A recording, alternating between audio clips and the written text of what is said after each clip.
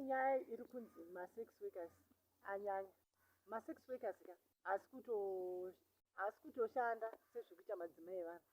Ma6 worker ave madzimai evanhu, nokuti madzimai evanhu anotobva achitoibva kutauni yaanogara kana kuti kuna Harare otopinda mukadoma kunenge kune dzimba idzi dzinenge dzisiswa maketeni, otogara aripo, ototamba maraundi ake aripo.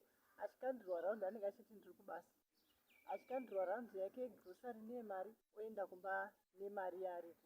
Zvichikonzerwa nevarume varimo mudzimba, varume havachadi kushanda vajati vanoda kushandirwa nevakadzi, saka vanenge vachitoitirwa chii.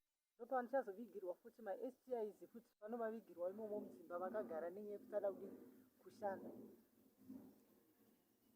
Imi muupenyu muchafunga here kana zvekuzombororwawo kuti muite musha wenyu kana kuti mauda kungopinda? Ini ndiri kutoshaya murume anondiroora. Dei ndawana murume chaizvo ndatodini, ndiri kutomushaya, ndotoda murume anotondiroora. Ndivo amai vepamba.